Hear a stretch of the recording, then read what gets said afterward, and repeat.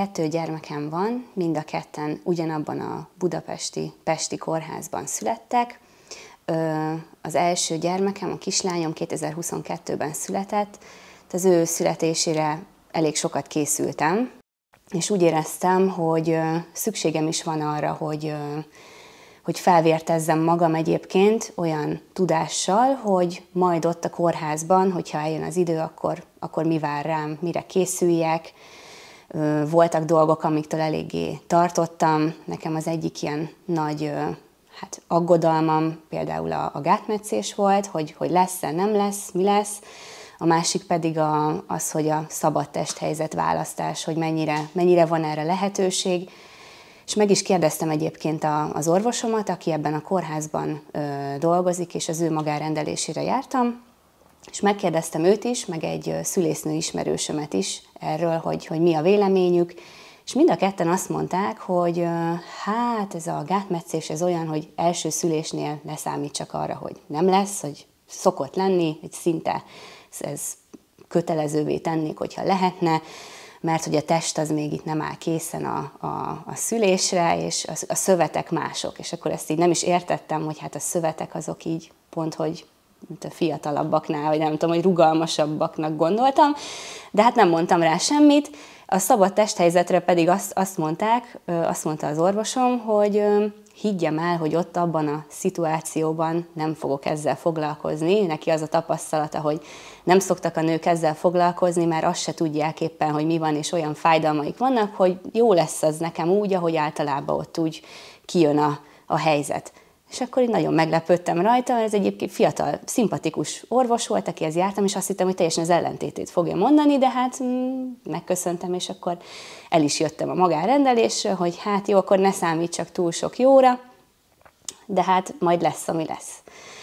És akkor múlt az idő, beléptem már a 39. hétbe, és hát egyik este így éreztem, hogy valami, mintha úgy készülődgetne, és éjszaka arra ébredtem, hogy ahogy oldalra fordultam, így folyik valami. Úristen, fölpattantam az ágyból, tényleg akkor így folyt valami, hát gondoltam, hogy hát akkor ez a magzatvíz, ugye, mint a filmekben, de hát nem úgy, mint az ilyen igazi filmekben, mint a vízesés, de hogy úgy jelentősen. És akkor felébresztettem a férjemet, hogy hát valami történik, de nem is nagyon vette a lapot, így mondta, hogy jó. Oké, mondom, akkor én elmegyek, zuhanyzok, kicsit készülődök, összekészülődtem, és hát gondoltam én, hogy eltelt akkor egy 2 óra, jó, menjünk be. És akkor megint felébresztettem a férjem, mondtam, hogy most akkor tényleg induljunk be.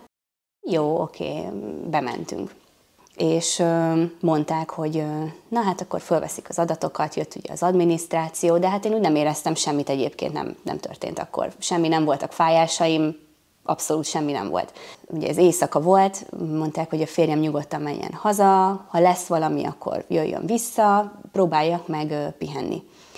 És akkor kaptam is egy szobát, a folyosó legvégén lévő, ablaktalan, picike kis, ez egy raktárhelység volt egyébként, de tiszta volt, rendezett volt, de ez látszott, hogy ez egy raktár egyébként. És volt ott egy szülőágy, kaptam egy ilyen lepedőt, hogy akkor lehet így aludni, hát meg a CTG-t persze megkaptam, hogy akkor itt most vizsgálás lesz, amíg alszom, hát semmit nem aludtam. Eljött a reggel, jött a vizit, megvizsgáltak, megállapították, hogy hát nem történik nagyon semmi. Jó, hát akkor még várunk, akkor bejött a férjem is, ő is ott lehetett szerencsére velem, akkor zenét hallgattunk, kicsit úgy hangolódtunk, sétálgattam, jött a műszakváltás, és mondták, hogy hát most már az a helyzet, hogy eltelt a kórházi protokoll szerinti megengedett idő, és akkor megkérdezték, hogy akkor mit szólnék hozzá, hogy nagyon kicsi, lassú mértékkel, léptékekbe, de akkor egy kis oxitocin adagolással, hát ha ugye akkor valami beindul. És hát igazából beleegyeztem, mert úgy éreztem, hogy hát tényleg nem nagyon történik semmi, és hazaengedni már nem fognak, legalábbis szóba sem jött. Mondtam, hogy jó. Bekötötték az oxitocin, tényleg nagyon pici cseppszámba, és akkor úgy szépen lassan elindulgatott valami, mármint hogy fájdalom indulgatott el, más nem nagyon. Tehát múlt az idő, és sokszor bejöttek egyébként megvizsgálni, az összes orvossal, aki ott dolgozik, meg az összes szülésznővel találkoztam, mert olyan sokáig voltam benne, összesen nem is tudom, ilyen 20-valahány órát, 23 órát vajuttam, úgymond, és majdnem mindenki megvizsgált, megkérdezgetett, hogy mi van. Egyébként ez nem volt különösebben kellemetlen, akkor én nem is nagyon gondolkoztam ezen, hogy pedig szóba került a szülésfelkészítőn, hogy ez nem mindig annyira jó, meg hogy ezt nem kell ennyire túlzásba vinni, de valahogy akkor így ezek a tudások nem jöttek annyira elő a fejemben. Hát ugye izgultam, várakoztam, kicsit belekerültem ebbe a történjen, ami történik. Akkor már úgy a derekam nagyon fájt. Tehát én végül a derekamban éreztem, hogy ez nagyon kellemetlen, nagyon fáj. Tényleg akkor a férjem masszírozgatta, végig egy ilyen fitlabdán ültem, az volt az egyetlen kellemes pozíció, akkor ugye CTG, ez folyamatosan végig rajtam volt, és hát kezdtem úgy elfáradgatni, meg elkeseredni, hogy tényleg így mindig lelombozott, amikor bejöttek, megvizsgáltak, és mondták, hogy hát ez még mindig ugyanannyi, akkor kaptam egy ilyen izomlazító injekciót, hát ha az úgy kicsit segít, hát semmit nem változtatott egyébként a helyzetem. És akkor mondta, talán egy nővér volt, hogy most akkor kimegy, szóljak, ha van valami. Nem jó, még örültem is neki, hogy így nem zaklatnak minket. Elment, és én nem nagyon voltam így képbe így az időérzékkel, de nagyon sokáig nem jött senki. És akkor egyszer csak benyitott egy szülésznő, és annyira meglepődött, hogy mi ott vagyunk, hogy látszott az arcán, hogy fogalma nem volt, hogy mi itt vagyunk, csak be akart jönni valamiért, és akkor mondta, hogy mindjárt visszajövök, és elment. És visszajött, és akkor már ilyen magabiztosabban hozta ugye a papírjaimat, így olvasgatta, de hogy abszolút levágós volt, hogy minket teljesen tényleg elfelejtettek, tehát hogy senki nem tudta, hogy mi ott vagyunk. Nagyon sokan szültek egyébként akkor az osztályon, és akkor hát ugye, mikor újra felfedeztek minket, hogy itt vagyunk ebben a raktárhelyiségben, akkor bejött egy nagyon harsány, nagyon vidám, nagyon határozott szülésznő, felcsapta így az ajtót, berontott, hozta így a papírjaimat, és mondta, hogy na, ez így nem mehet itt tovább, most már ő végignézte itt az irataimat, meg az eseményeket, hogy itt nem történik semmi, minden le van lassulva, nekem nem adagolták rendesen az oxitocint, hogy nem szeretném megszülni ezt a gyereket, most már mondtam, hát dehogy is nem, hát nyilván azért vagyok itt. Na jó, akkor most felpörgetjük az eseményeket, menjek el zuhanyozni, frissüljek föl, ő innen elköltöztet azonnal ebből a szobából, itt nem lehet semmit csinálni, sötét van, nincsen ablak, ez borzasztó, átviszi egy másik szobába. Hát ennek nagyon örültem, elmentem, elcsoszogtam zuhanyozni, és mire végeztem, át is költöztettek minden estől egy másik szobába, ahol egy szép nagy ablak volt, kitárták az ablakot, emlékszem, hogy így bejött ez az esti, friss, hűvös nyári levegő, kint a kórház belső udvarán fecskék, hallottam, hogy röpködnek, ez így tényleg nagyon adott egy ilyen plusz löketet, hogy na, most tényleg úgy éreztem, hogy most akkor történni fog valami, tényleg bíztam ebben a szülésznőben, hogy akkor, ahogy mondta, és akkor mondta is nekem, hogy hát az a helyzet, hogy ő most arra gondolt, hogy idézem, hoz egy friss, új oxitocin koktélt, frisset, azt most beköti,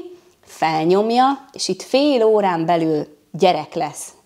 Úristen, de hát mondom, az akkor nagyon fog fájni, nem, ha így felnyomja, nagyon gyorsan meg lesz, túl leszünk rajta. Jó, rendben. És bekötötte az oxitocin koktélt, és hát szerintem egy 5 percen belül olyan fájdalmaim, olyan pokoli fájdalmaim voltak, hogy hát nem tudom milyen hangon, de mint valami ős állat így üvöltöttem gyakorlatilag. Én magam sokkolódtam a saját hangomon, mert azért nem nagyon szoktam így üvöltözni, és akkor bejött, hogy na, ezek már így jó hangok. Ezek a jó hangok, oké, rendben, és akkor mondta is, hogy már ott pakoltak elő minden a gyerekhez, és akkor mondta, hogy segít egy kicsit, hogy minden rendben legyen, és akkor egy ilyen irányított mozgás volt igazából, hogy egyik oldalamra feküdjek, itt legyen pár fájás, másik oldalra feküdjek, ott, akkor mondta, hogy most már lehet nyomni. Annyira sodródtam így az árral, hogy föl sem merült bennem bármi, hogy ez most milyen már, hogy itt megmondja, hogy ide feküdjek, oda feküdjek. Szó nélkül csináltam, amit mondott, de úgy éreztem, hogy 6 is egyébként, csak mivel annyira gyorsan történtek az események, egy ilyen pánik, teljesen egy ilyen pánik hangulat volt bennem, hogy azt se tudtam, mi történik. Úgy éreztem, hogy itt mindjárt meghalok, vagy szétszakadok, vagy nem tudom, és akkor belibbent az orvos, szerintem egy 5 percet töltött a szobába körülbelül, mármint mielőtt megszületett a kislányom, tényleg a legvégén, mert ugye annyira gyorsan történt akkor már, hogy így egy pillanat alatt így bekerültünk így a kitolásba, tehát hogy így azt se tudtuk, mi van, és akkor szerintem egy 2 nyomásra körülbelül meg is született a kislányom, és egy katartikus élmény volt tényleg az, hogy ahogy ugye így kicsusszant, vagy hát kicsit segítettek neki, kicsit kihúzták, és rögtön így rám húzták úgy, ahogy volt, teljesen melegen. Emlékszem, hogy ahogy így felkerült a mellkasomra, meg a hasamra, hogy ilyen forrónak éreztem, és ilyen nagyon elevennek, nagyon nyersnek, mocorgott, ilyen nyírkos volt a bőre, hogy így megfogtam, teljesen egy ilyen szürreális érzés volt, hogy egy test, egy élő lény, nem egy ilyen rózsaszín kisbaba, mint a filmekben, hanem egy ilyen pulzáló valami, itt van, és tök élénk, és rám néz, és így nézte az arcomat, én meg néztem őt, és ez egy ilyen annyira élénken megmaradt bennem, hogy tényleg arra szoktam gondolni, hogy remélem, hogy ezt így örökre, ezt az érzést is így meg tudom őrizni magamba, hogy ez egy mennyire furcsa, de közben egy ilyen fantasztikus dolog volt, és akkor tényleg így csodáltuk, és akkor férjem is ott nézte, és így úgy mocorgott, minthogyha már egy ilyen kész ember lenne. Ott is hagyták egy kicsit rajtam, és és kellett varni egyébként, mert azért sor került a gátmetszésre valamilyen formában.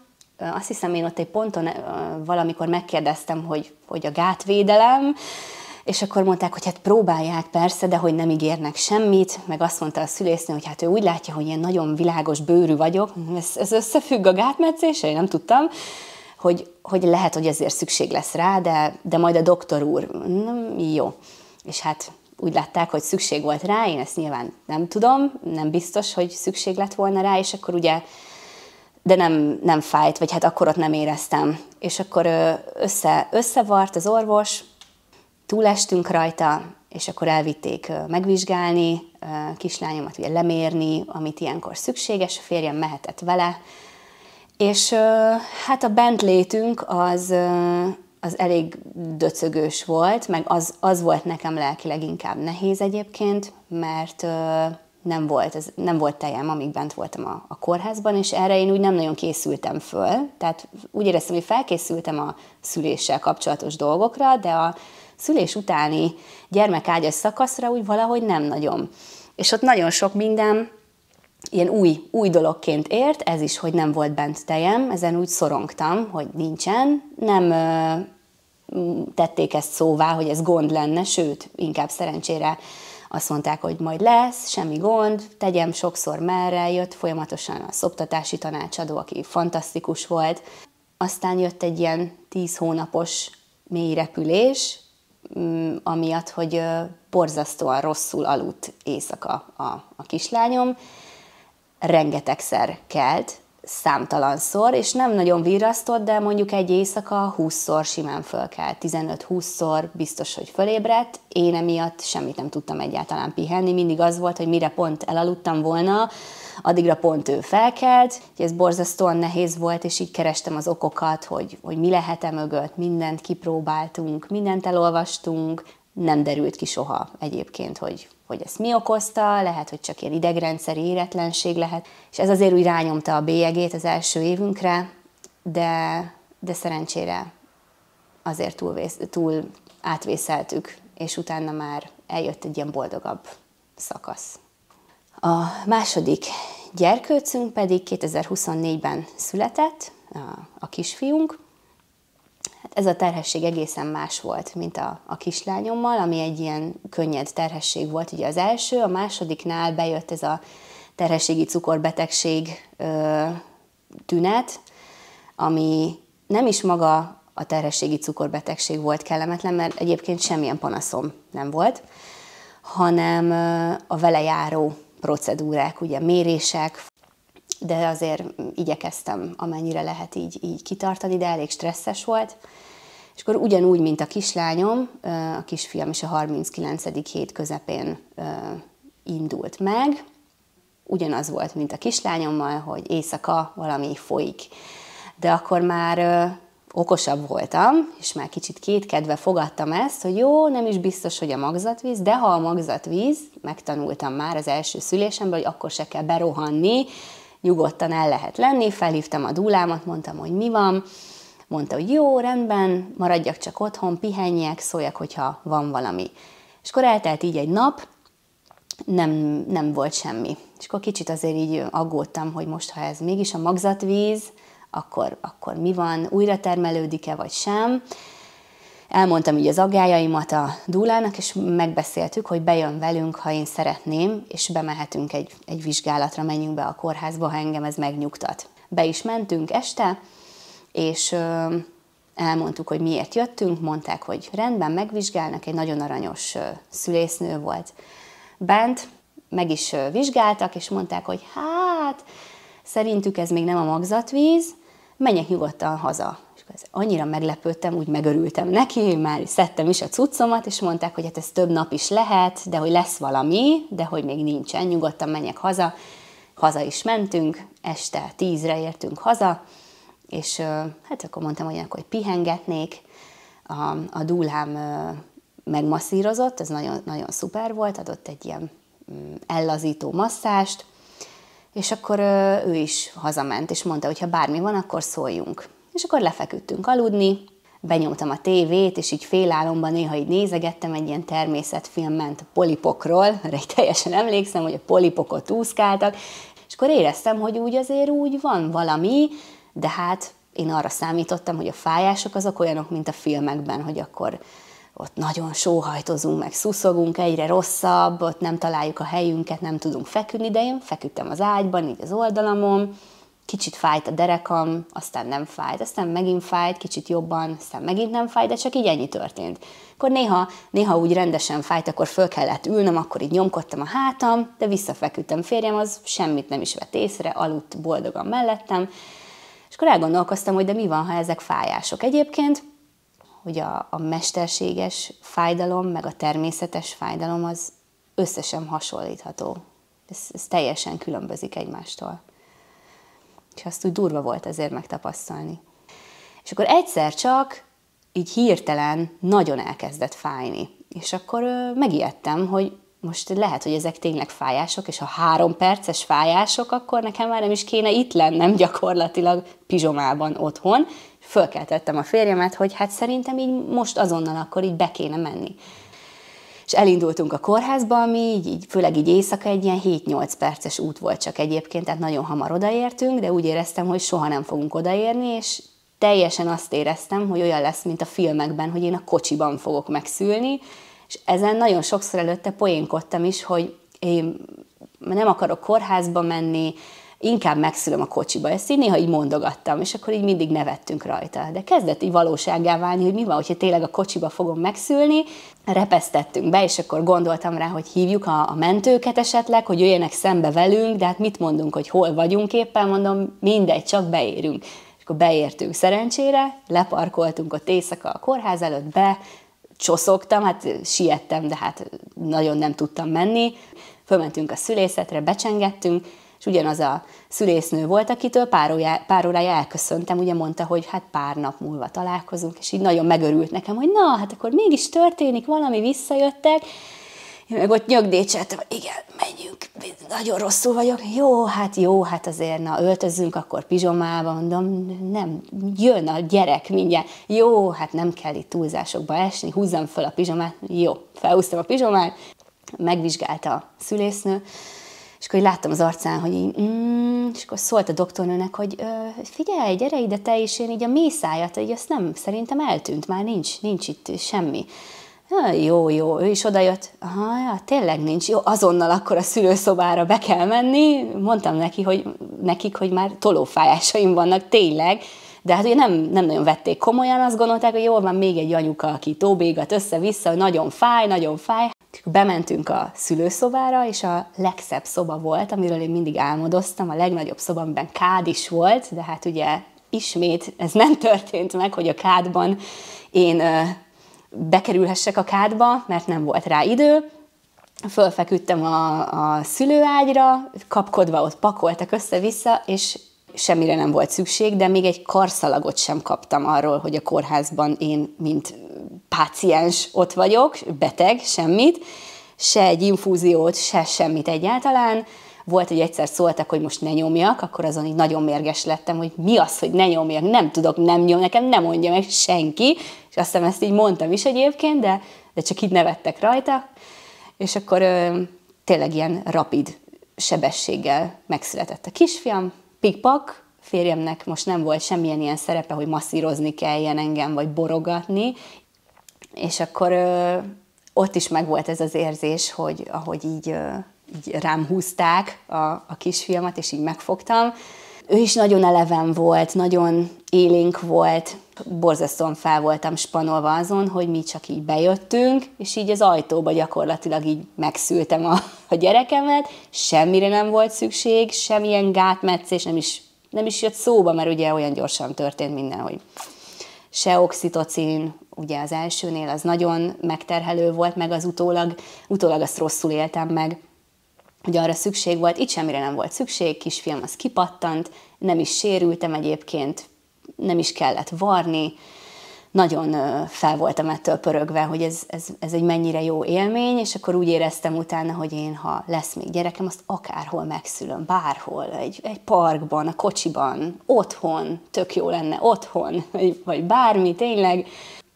És akkor hazaengedtek minket, és már sokkal könnyebb volt, sokkal felkészültebb voltam arra, hogy mi lesz a gyerekágyban, vagy mi várható, de könnyebben is ment. Inkább az a része volt mentálisan nagyon nehéz, hogy próbáltam rá felkészülni, de nem lehet szerintem, hogy a nagytesóval, ugye a kislányommal, az én kapcsolatom ott az elején az más lesz. Ő nagyon jól fogadta egyébként a kistesót, borzasztóan jól, nagyon készültünk rá, és nagyon jól sikerült, és onnan mai napig nagyon tényleg szuper kapcsolatuk van, és minden jól alakul, de bennem volt egy ilyen nagyon nehéz érzés sokáig, hogy úgy érzem, hogy én elhanyagolom őt, ugye én altattam mindig korábban, és ugye ez egy nagyon rossz érzés volt, hogy akkor ott ugye altatta a férjem, és szépen sikerült, de én a másik szobában ott volt, hogy sírtam emiatt, meg szomorkodtam, hogy nekem hiányzik. Tehát, hogy nagyon azt éreztem, hogy hiányzik, hogy kettesben szeretnék vele lenni, és akkor közben emiatt bűntudatom volt, hogy de hát itt van nálam a kisbaba, hát vele akkor nem akarok lenni. Hát vele is akartam lenni, de felerősödött valahogy az az érzés, hogy amit a kislányom felé éreztem, vagy hiányoltam. És akkor ehhez kellett egy jó pár hónap, amire ez így megtaláltunk egy ilyen egyensúlyt, úgymond. Én így magamban, hogy nem hanyagolom el őt, itthon van velünk ugyanúgy, és próbáljuk kihozni a legjobbat, amit lehet, és akkor miközben szoptatok, közben társasjátékozok, meg mesét olvasok, meg puzzle-özök, meg táncikálunk, meg akármi, és akkor szerencsére ezt így átvészeltük, de ez a része volt megterhelő. És utána viszont mostanra már úgy érzem, hogy egy szuper ilyen erős közösséggé, családdá így összekovácsolódtunk, és most már minden sinem van.